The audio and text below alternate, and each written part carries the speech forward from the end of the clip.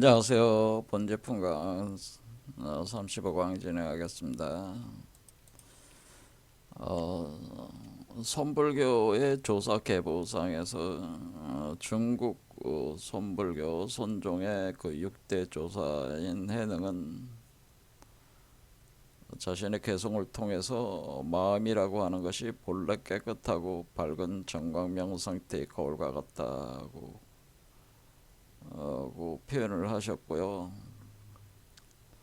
또한 눈이라고 하는 것이 마음의 거울인데 이 눈을 유관, 천안, 해안, 법안, 불안 5가지 단계로 구분을 해서 그 마음의 거울인 눈의 수준에 따라서 그 사람의 세계가 구성된다고 하는 것을 알 수가 있습니다. 그래서 그 석가모니가 선불교 전체 인도에서 시작됐을 때의 그 일대 조사가 마하가섭인데요.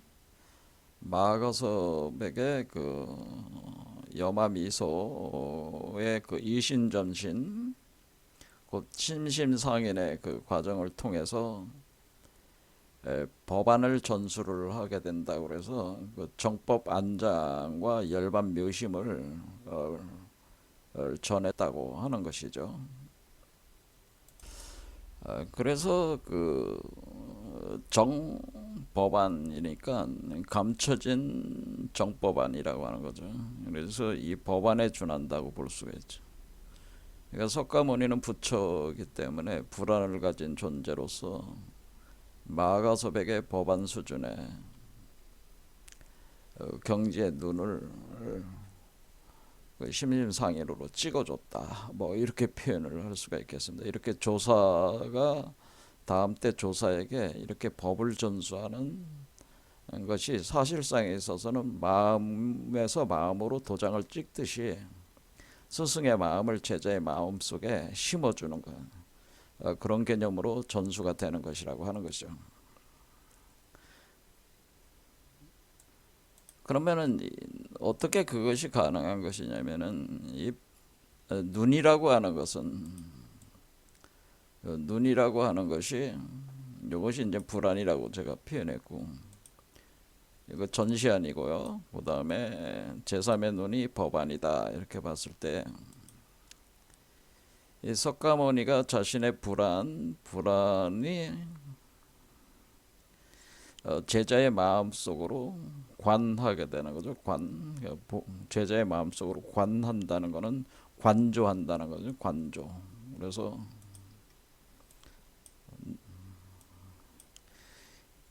우리가 관조라는 표현이 이제는 나오게 되는데 눈으로 관조한다.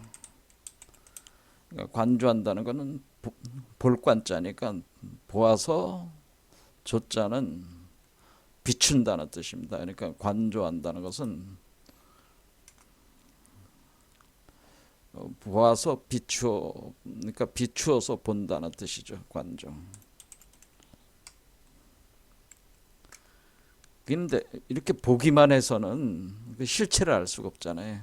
그러니까 마치 이것은 우리가 자동차를 이렇게 운전을 할 때 그 밤에 운전할 때 헤드라이트와 같은 거라고 생각하기 때문에 헤드라이트와 같이 이렇게 등대불과 같이 그 등대에서 그 불빛이 특정 지점으로 이렇게 비추는 거죠. 이렇게 비추어.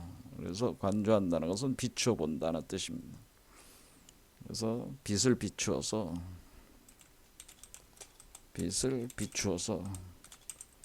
본다 이런 얘기가 되는 거예요. 빛을 비추어서 보는 거를 일종의 이것을 헤드라이트 같은 것이다.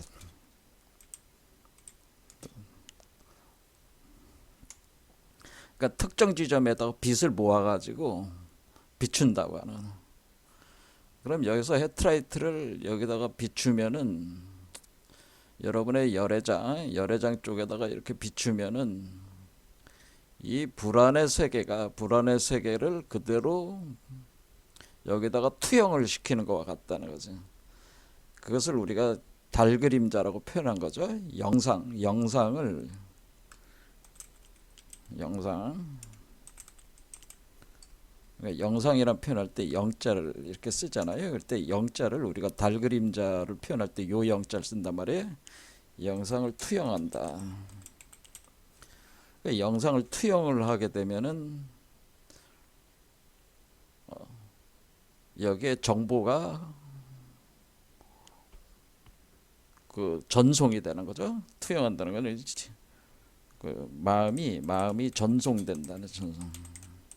그러니까 일종의 불심. 여기서 이제 그 부처의 마음이라고 할 때 이걸 불심이 전송된다. 이 불심을 일심이라고 하기 때문에 일심이 전송이 되는 거네요. 그럼 전송이 돼 가지고 여기에 다운로딩이 된다는 거죠. 다운로딩 전송이 돼 가지고 다운로딩 된다. 마치 여러분들이 그 스마트폰 가지고 영화를 보듯이 뭐 유튜브 제가 하는 유튜브를 볼 때 제 유튜브 채널에서 여러분들이 들어와서 클릭하면은 공중에 있는 그 전파를 그 감지를 해가지고 그 신호를 여러분 스마트폰에 다운로딩 시켜가지고 시키면서 보는 거잖아요. 그리고 그것을 보관을 할 때는 다운로딩 돼서 보관 장치에다가 넣는 거잖아요. 이와 같은 개념이라는 거죠. 이게 불심이 전송이 되면은 여기에 저장 기능이 있어가지고 저장을 한다는 거죠. 일심을 그대로 여기 있는 일심을 그대로 저장하는 개념이라는. 그럼 요게 일심화가 되겠어요, 안 되겠죠? 그러니까 요것에다가 요 안테나가 여기서 전파를 쏘면은 이 안테나가 감지를 해가지고 여기로 신호를 받아들여 가지고 그거에 맞춰서 이거를 구성을 해 나간다고 하는 겁니다. 점차적으로 구성을 해 나간다. 그러니까 부처와 똑같은 상태로 만들어 나갈 때 그것을 천안, 해안, 법안 단계에 오게 되는. 그래서 법안 단계가 제3의 눈 단계에 왔을 때가 요때가 정법 안장. 그러니까 여러분 마음속에 감춰져 있는 불심이 형성이 된다고 하는 거죠. 그럴 때 상태가 법안이다 그런 거죠. 이런 식으로 되니까 이것은 일종의 각인 시스템이라고 하는 거죠. 각인. 전송이 돼요. 각인. 그러니까 새겨 넣는다는 뜻이에요. 새겨 넣는다. 그러니까 여러분의 그 저장 장치에다가 램이라든가 이런 데다가 새겨 넣는 거예요. 그러면 새겨 넣으면은 각인이 되는 거예요. 그러면 마치 그것이 인쇄하는 거나 마찬가지예요. 복제하는 거죠. 복제. 각인 복제를 하는 시스템. 각인 복제를 하는 거니까 결국 이렇게 각인해서 복제한다. 그래서 이것을 우리가 도장을 찍는다. 그래서 도장을 찍어준다. 이렇게 표현을 한다는 거죠. 그래서 도장을 찍는다. 고 표현한다라고. 그래서 도장을 찍는다. 그래서 도장인자를 쓰는 것이다. 그래서 이 불심의 세계를 도장으로 찍어드리는 거다라고 하는 거야. 도장처럼 찍는 것이다라고 하는 거야.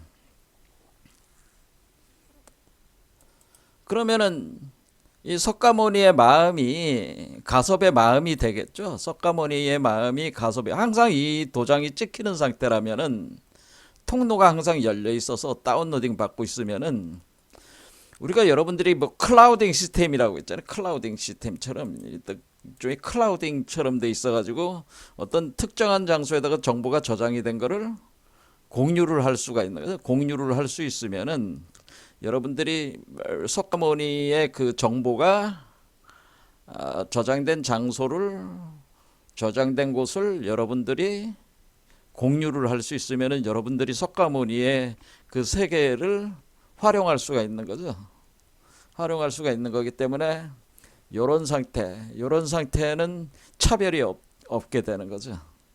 그래서 차별이 없게 된다라고 하는 겁니다. 그래서 제가 드리는 말씀에서 이제 중요한 거는 이와 같이 이렇게 각인하는 시스템, 이렇게 복제하는 기능, 이 영상을 비추어서 복제하는 메커니즘을 통해서 성불하는 거기 때문에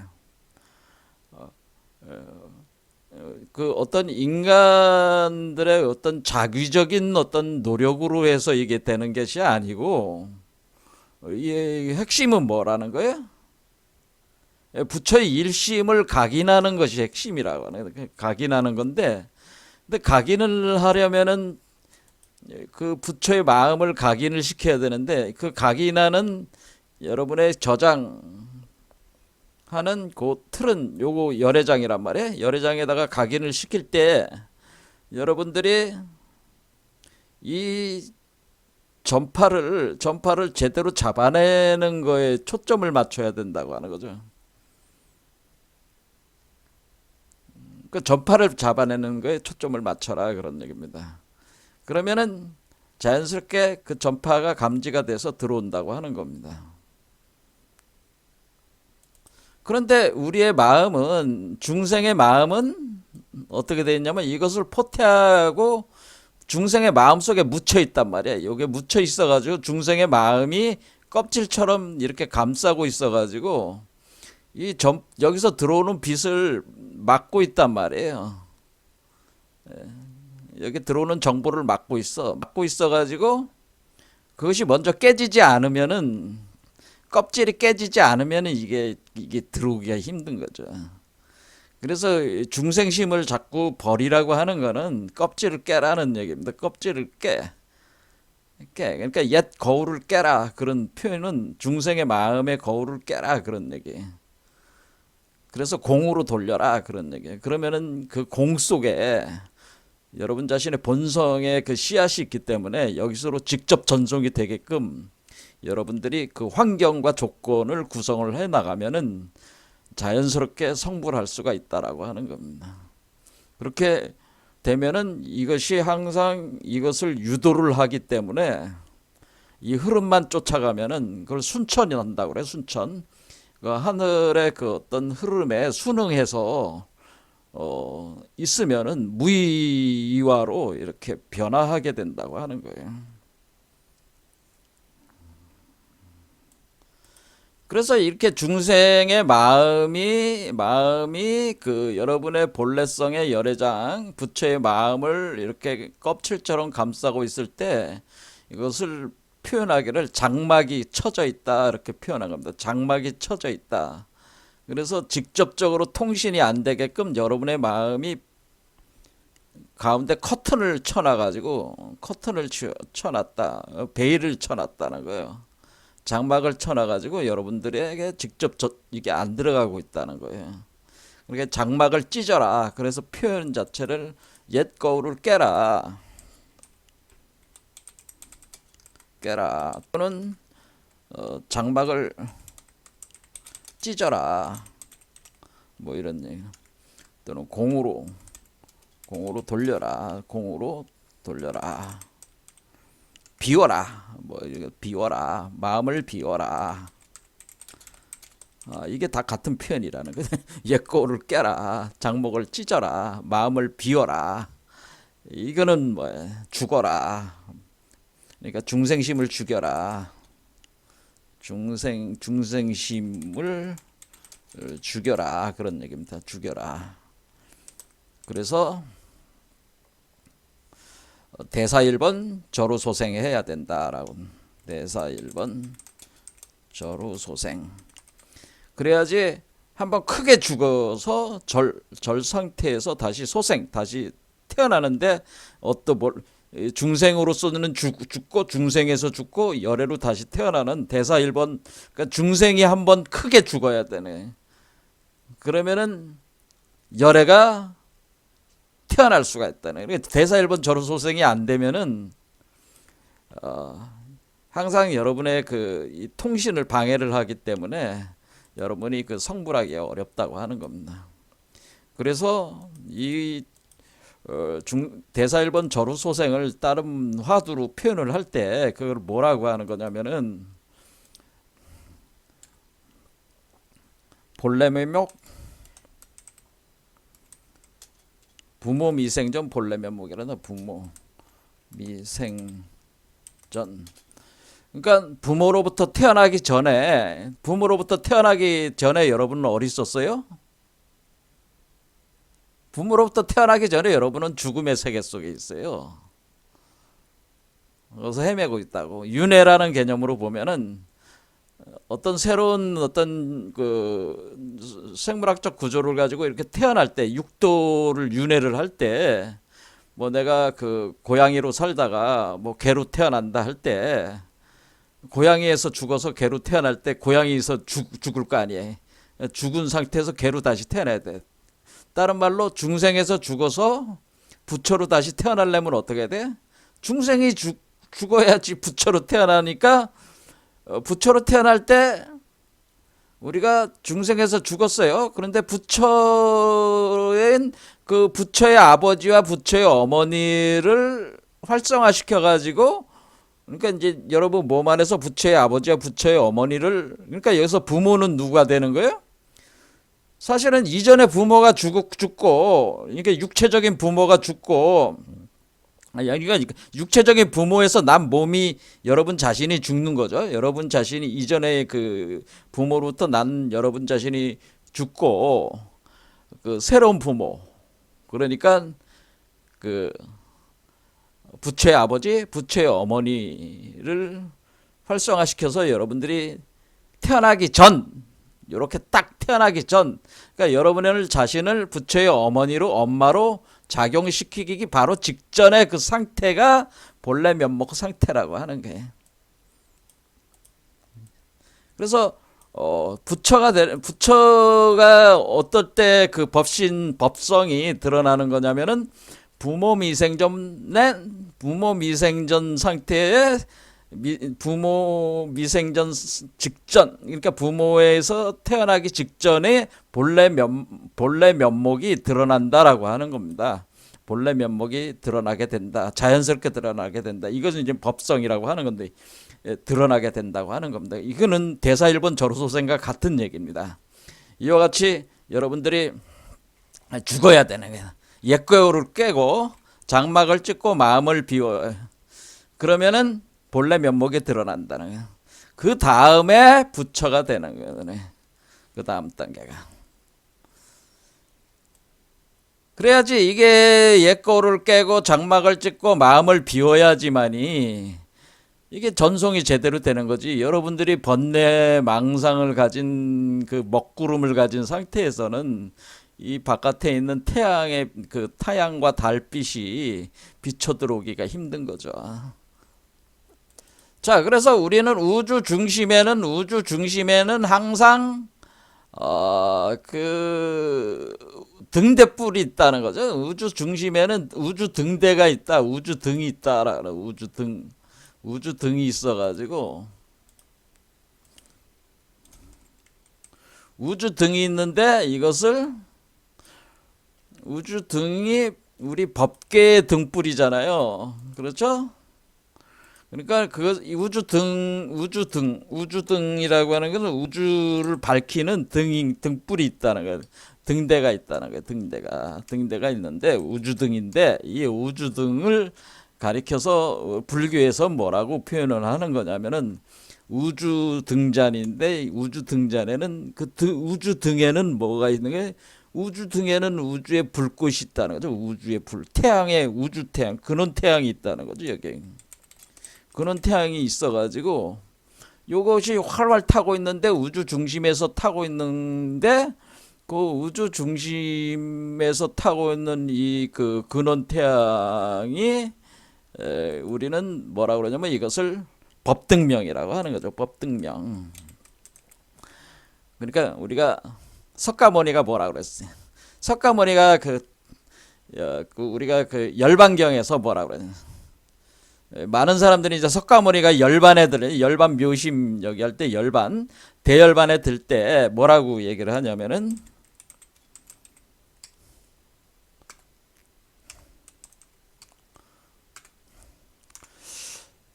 제자들이 지금 떠나시면 어떻게 합니까? 누굴 믿고 우리는 살아야 합니까? 돌을 닦아야 하나요?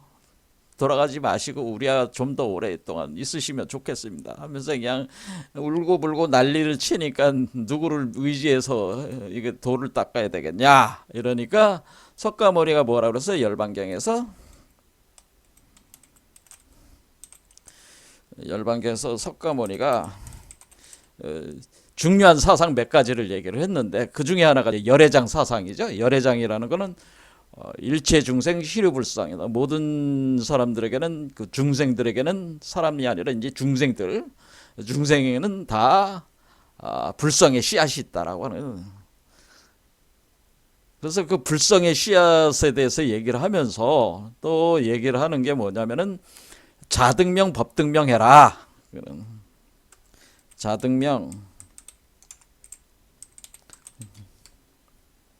자등명이라는 건 스스로 네가 그 자등명이라는 건 이거는 스스로 자자에다 스스로 자등명 네가 스스로의 등불을 밝혀라. 자등명 법등명 해라.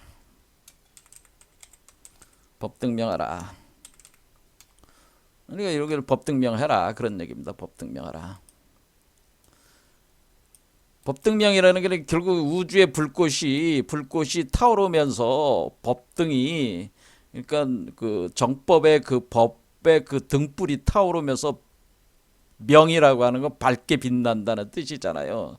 이렇게 자등명 법등명 해라. 그러면은 여러분들이 아까도 얘기했지만은 여기서 법등명을 하면은 얘가 뭐가 되는 거야? 얘가 자등명하는 존재죠. 그러니까 얘가 자등명하는 존재다라고 하는 겁니다. 그러니까 자등명, 얘가 자등명한다라고 하는 겁니다.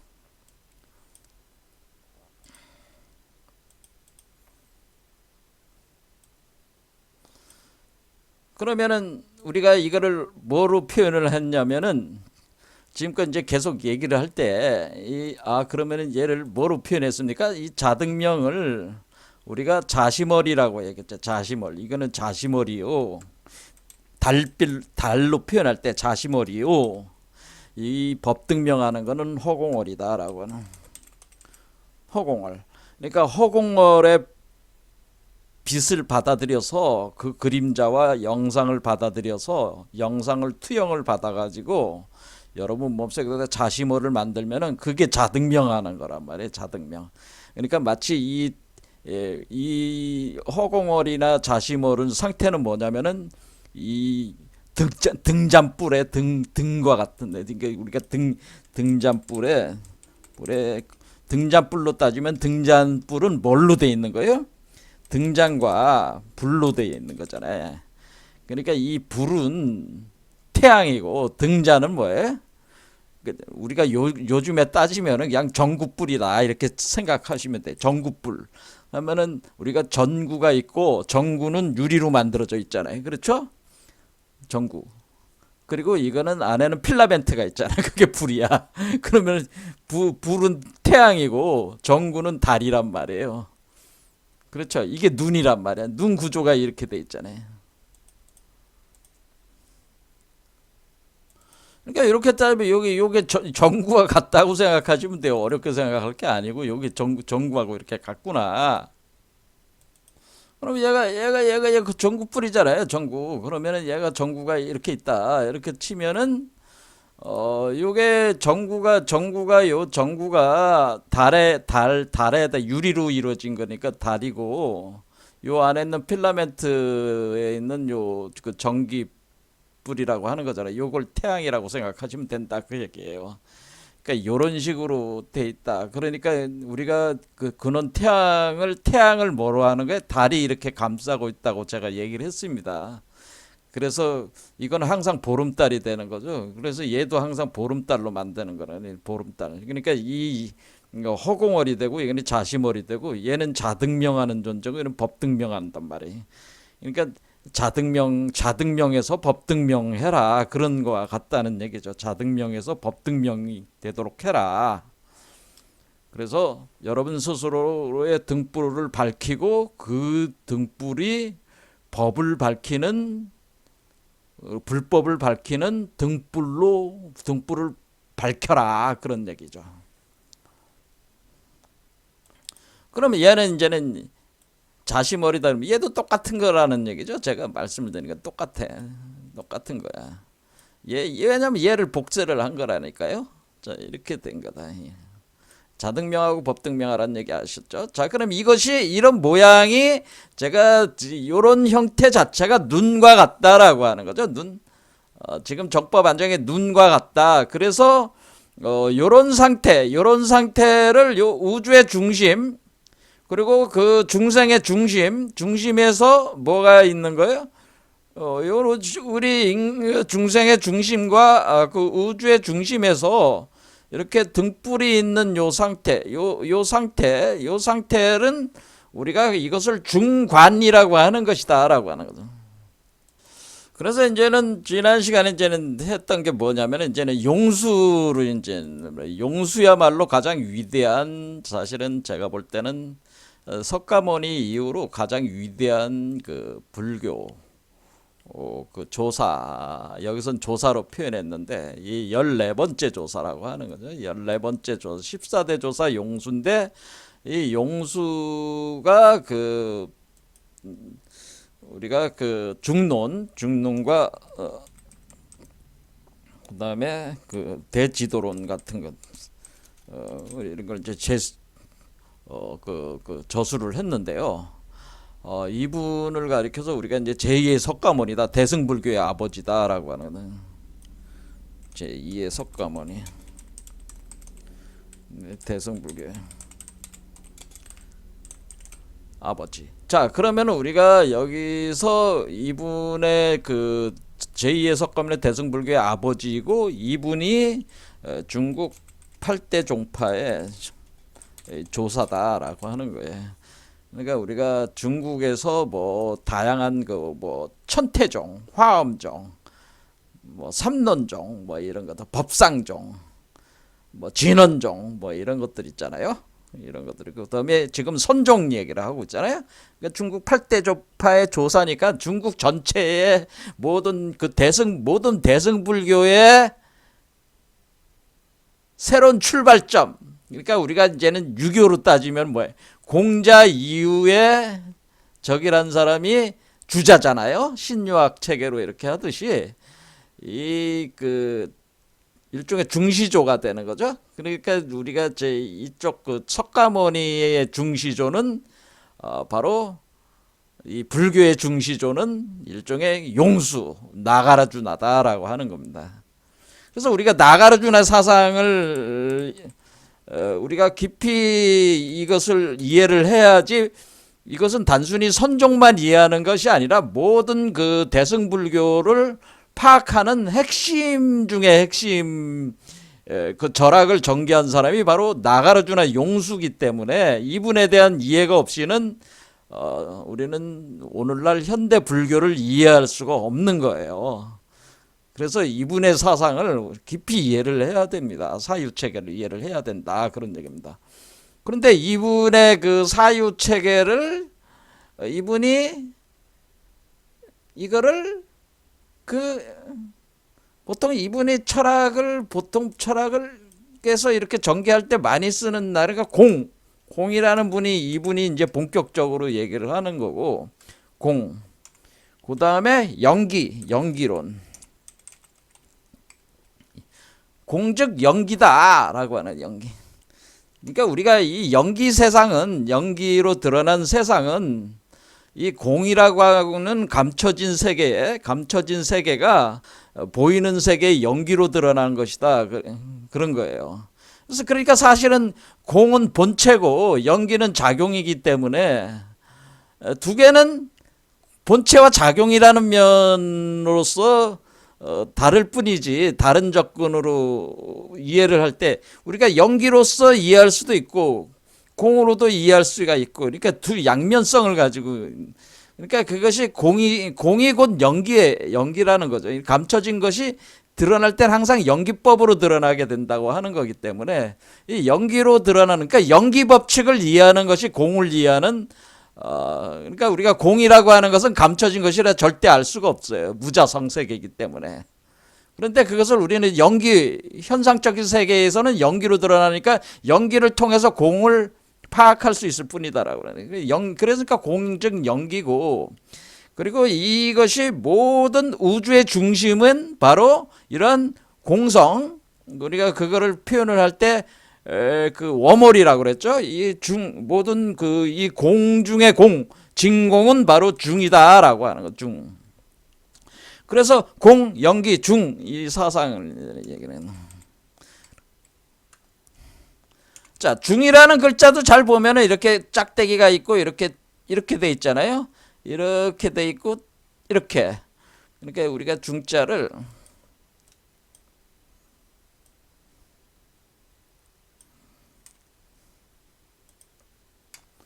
이렇게 보면은 한자적 구성 자체가 어떻게 돼 있어요? 이 중자가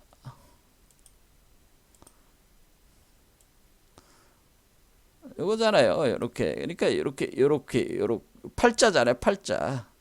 이렇게 그렇죠. 메비우스 띠잖아요. 메비우스 띠면서 요 가운데 이렇게 가로지르는 이 중맥을, 그러니까 요거는 중맥을, 요 하나의 우주 세계의 요건 뭐예요? 나무 기둥을 뜻하는 거죠. 우주목의 기둥을 뜻하는 거고, 이것은 양쪽으로 이렇게 음과 양의, 그러니까 이것은 양의 그 지혜나무, 요거는 생명나무의 운동을 뜻하는 거라는 거죠.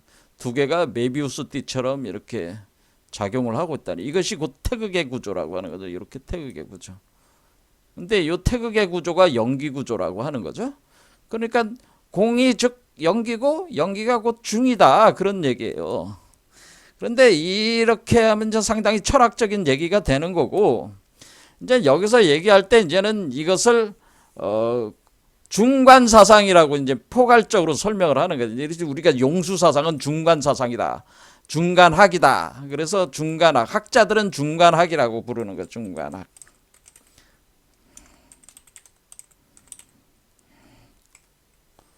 그러면 중간학,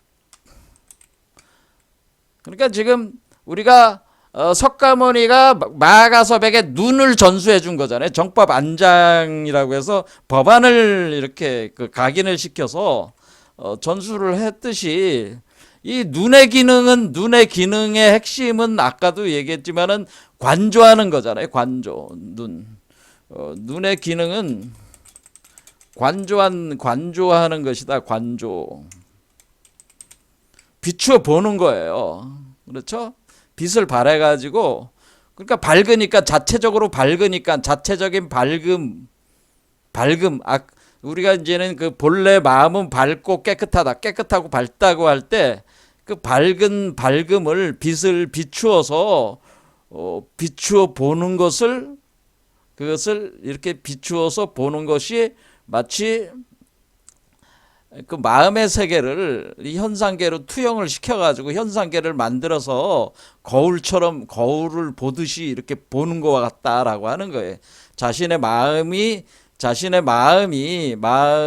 연기 구조로 드러날 때, 연기 구조로 드러난 세계를 비추어서 볼 때 그 연기로 드러난 세계가 드러난다고 하는 거죠. 이렇게 드러나는 것이 이 눈의 기능, 그러니까 이것이 거울의 기능이고, 관조하는 것이 결국 그 자신의 마음이 드러난 현상계를 거울로 삼아 가지고 그것을 관조하는 눈의 기능을 통해서 그러한 어떤 우리가 주체와 객체, 주체의 세계가 객체로 드러나는 것을 이렇게 파악해 나간다고 하는 것이죠. 이렇게 관찰자, 주시자, 이런 기능이 바로 이런 눈에 있기 때문에 이 눈의 기능을 관조 기능이다, 이렇게 볼 수가 있는 거예요. 그래서 이것을 우주의 그 전시 아니고, 여기는 요게 이제 여기까지 오면은 제3의 눈이 되는 거죠. 하지만 이 눈의 시작은 요 심장 차크라에서 시작을 한단 말이에요. 잘하는 거죠. 이렇게 잘하는 거죠.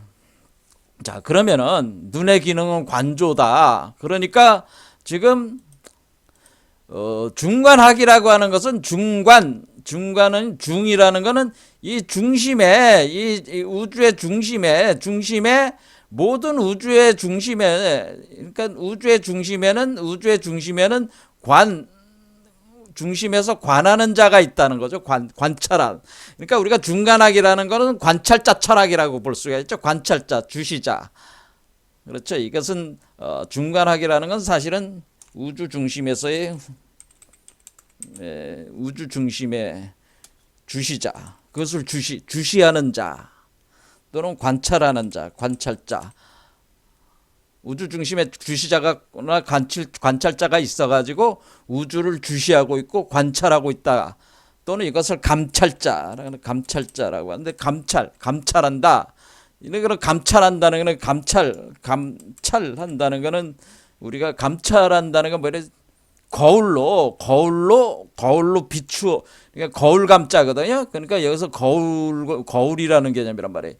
거울로 비추어 가지고 거울에 비춰 보듯이 이렇게 거울로 비추어서 관찰한다 그런 뜻이.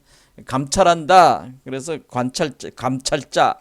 그러니까 그래서 우주를 감찰해서 그래 우리가 조마경이다 그러면은 그 상대방을 비춰서 이놈이 막인지 이놈이 그 천사인지 이렇게 밝혀내는 거잖아요. 그 어떤 그 선한 놈인지 악한 놈인지 이렇게 알 수가 있다는 거지. 감찰하는 그와 같이 우주를 감찰하는 또는 관찰한다, 주시한다 이런 것들이 이제는 이 감찰자는 거울 기능과 연결돼 관찰자는 말 그대로 관에서 살핀다는 뜻이고 주시자는 이렇게 중점적으로 이렇게 본다는 거죠.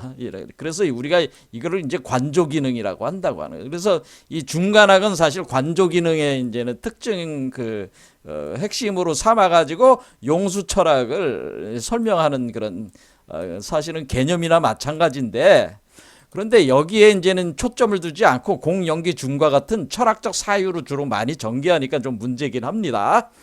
자, 얼마 전에 작년에 김성철 교수님이라고 우리 한국에 그 나가루니라 용수철학 중간학의 그 대가 이분도 이제 돌아가셨는데 우리가 중간학이라고 하는 것이 굉장히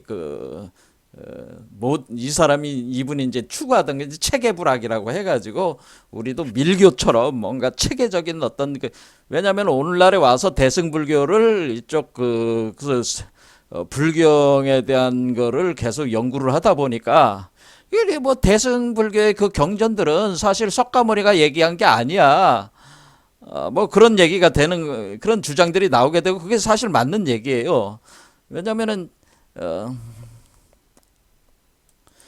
그것을 대승비불설이라는 거예요. 그러니까 대승불교의 경전들은 석가모니가 설한 게 아니요. 석가모니가 설한 게 대승불교의 경전을 다 읽어보면 뭐 처음에 등장할 때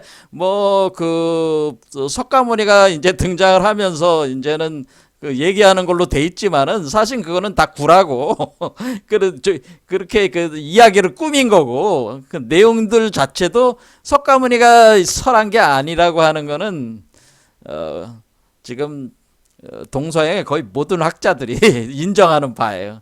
그럼 대승불교가 그러면 그럼 선불교도 석가모니가 설한 게 아니잖아요. 설한 건 아니란 말이야. 그런 체계를 설한 거는 아니란 말이야. 근데 그거를 오늘날 대승불교를 주 불교로 삼고 있는 동아시아 불교라고 하는 것을 전체적으로 부정하게 되는 거죠. 왜? 석가모니가 설한 것이 아닌 걸 가지고 불교라고 해가지고 그것을 하고 있다면은 그거는 석가모니하고는 아무 상관없는 그 철학을 석가모니에 기대 가지고 하는 거기 때문에 이것은 바른 정통성이 없다. 그러니까 이것은 이제는 대승불교는 정통성 시비가 붙을 수밖에 없죠. 대승불교가 과연 석가모니가 설한 게 아닌데 그걸 가지고 무슨 불교라고 하고 이런 걸 앉아가지고 석가모니 어쩌고 저쩌고 그런 거 얘기할 필요도 없는 거지 사실은. 이런 얘기가 되는 거죠 사실은. 자, 그런데 이 문제는 이제 나중에 제가 더 이제는 얘기를 하겠지만은 요 문제를 떠나가지고 아무튼 그렇게 이제 대승불교의 그 정통성 문제, 대승 비불설이라고 하는 것은 어떻게 보면은 이 중간에 등장한 이 용수라는 분이 구성해 놓은 이 중간학이라는 것이 엄청나게 막강한, 그러니까 대승불교의 아버지거든 이분은. 그러니까 대승불교의 아버지라는 이분이 공영기중이라는 그 철학적 그 사유 체계를 통해 가지고 이거를 그 한마디로 석가모니의 그 사유를 재구성한 것이다, 그런 얘기예요. 중간학이라고 하는 것이. 그래서 불교를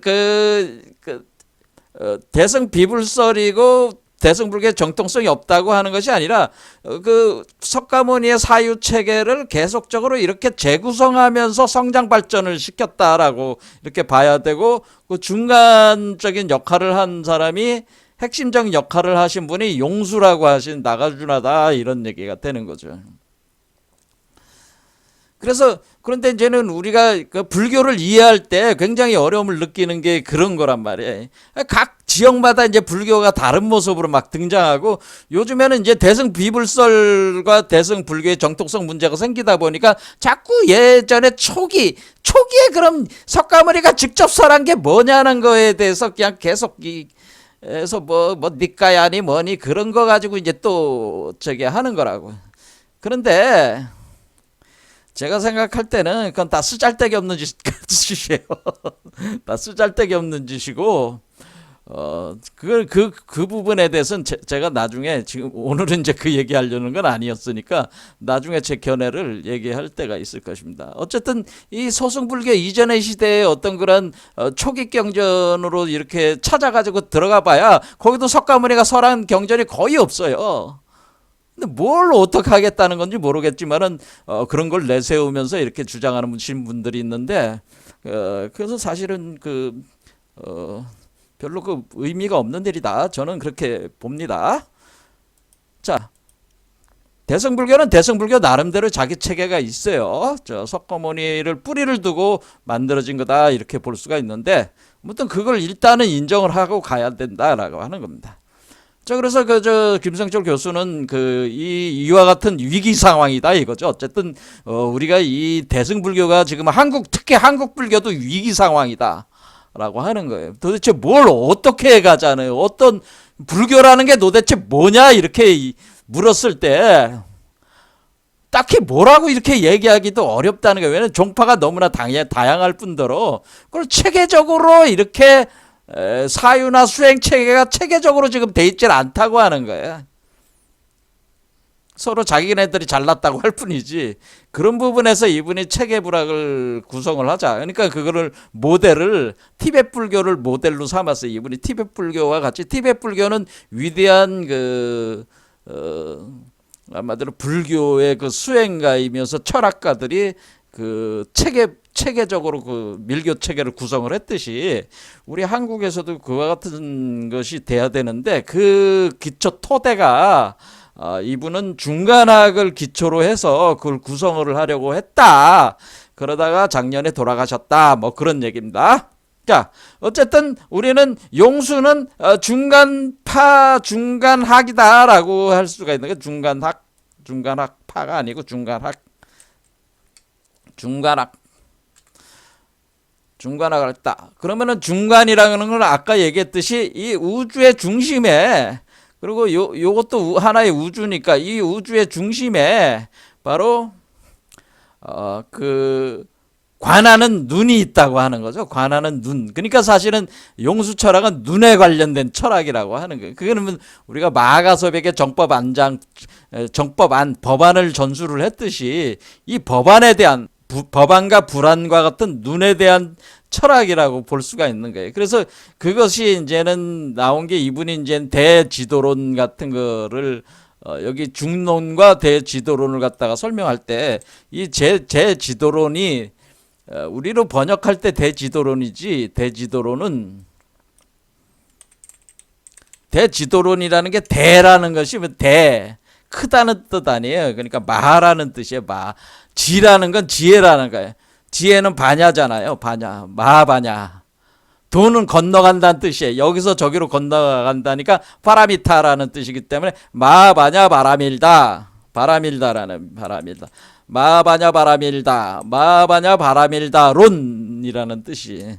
그러니까 이게는 사실은 마바냐 바람일, 그러니까 바냐바라밀에 대한, 그러니까 우리가 반야신경, 한마디로 반야부 경전들에 대한 논서다 그런 얘기입니다. 그러니까 여기에 이제는 우리 한국인들은 이제 반야부 경전 중에 가장 널리 알려진 것이 반야신경이잖아요. 그러니까 반야신경의 첫 구절이 여기에서 이 관사상이 등장을 하잖아요. 자, 보겠습니다. 바냐바라밀다 신경, 대지도론, 이런 게, 대지도론. 이거 내용을 가지고 썰을 푸는 게 이제는 대지도론이다. 그런 거.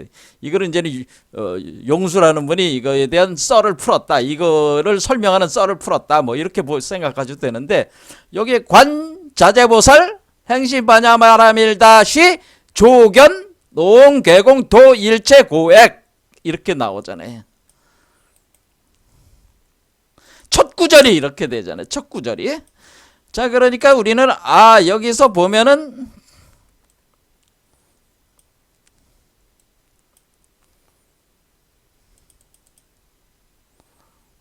우리가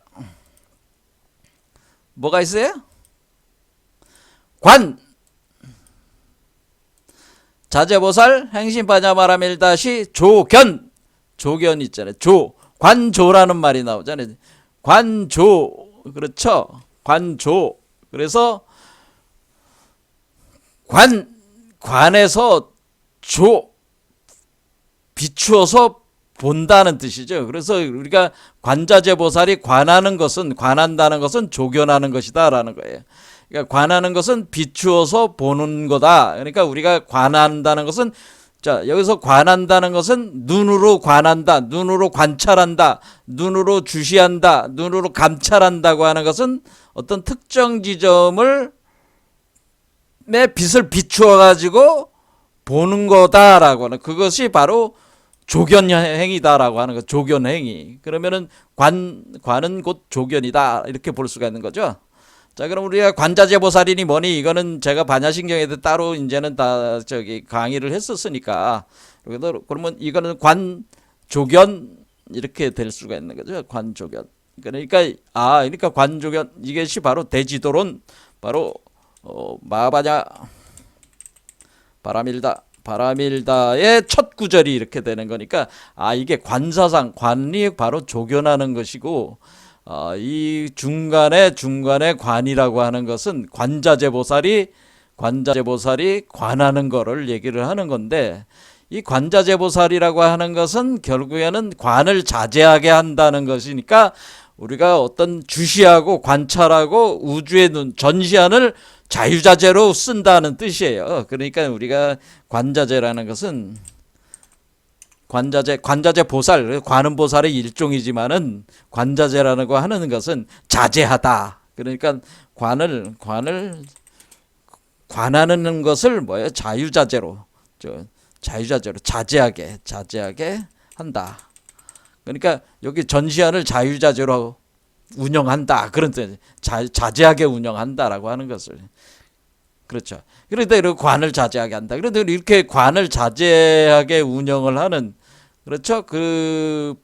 그것이 여기에서 관자재가 일어나는 거죠. 관자재가 일어나면은 우리 몸 안에 뭐예요? 몸 안을 비춰본다는 거예요. 우리 몸 안에 마음의 중심을 비춰보는데, 중생심이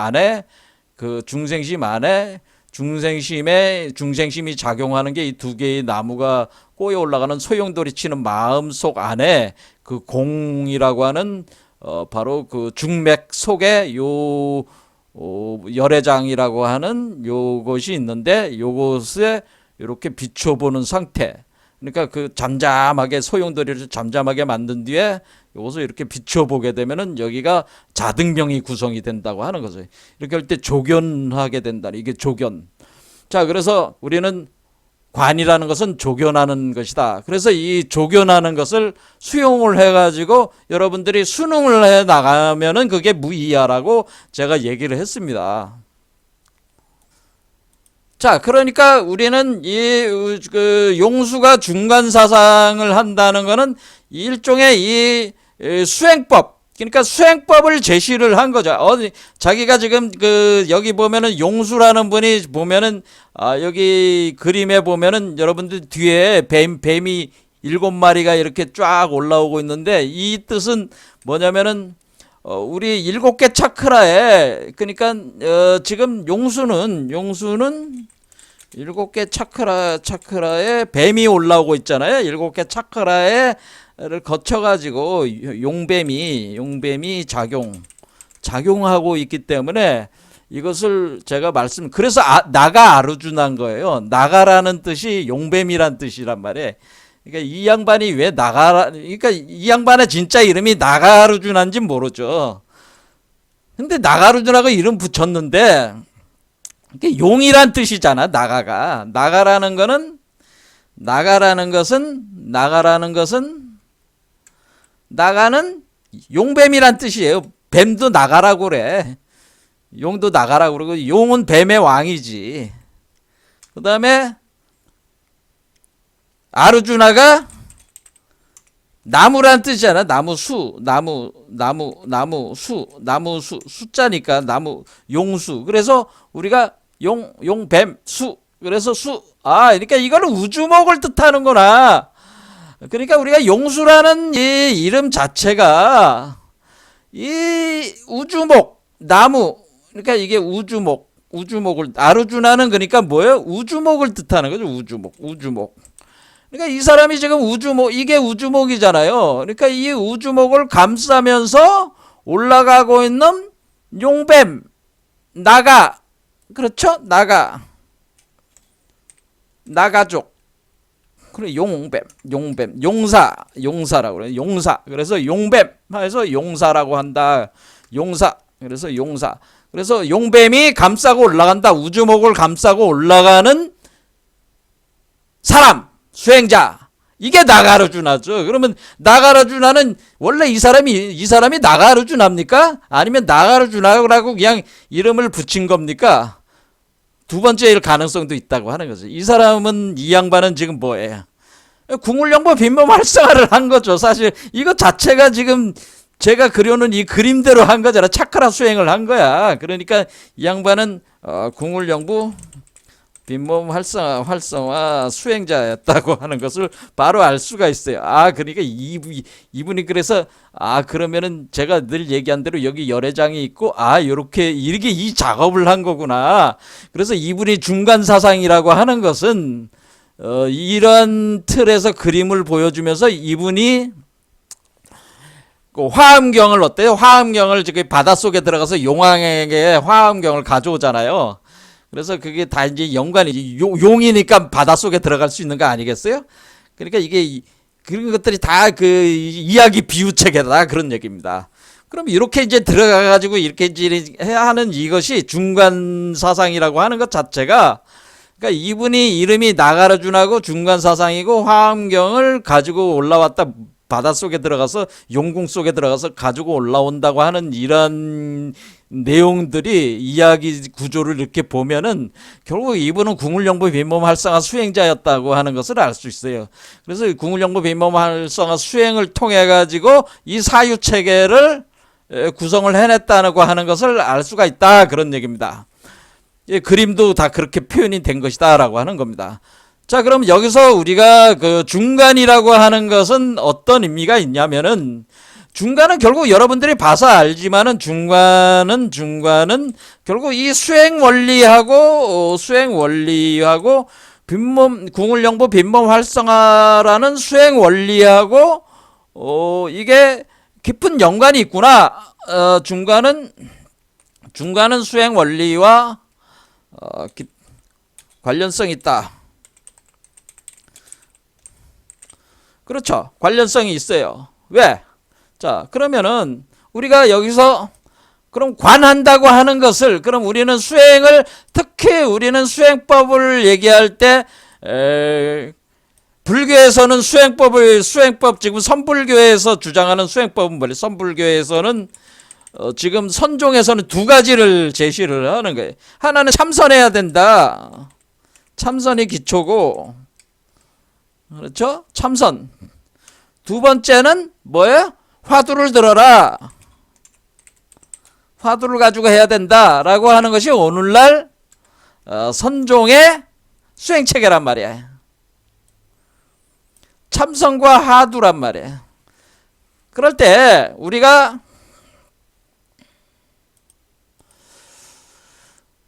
이 참선과 화두라는 그 수행 체계가 다 뭐와 이제 관련이 됐냐면은 우리가 전통적인 수행법이 지관쌍수가 있고요. 지관쌍수. 그다음에 정해라고 하는 게 있어요. 정해. 그래서 우리가 지관과 정해를 우리가 이해를 해야 돼.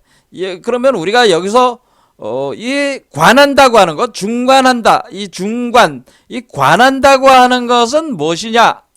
관한다는 것은, 관이라고 하는 것은 다른 말로 뭐라고 얘기하는 거냐면 여러분들이 많이 들어본 얘기인데 그 뭐야? 윗바사나라고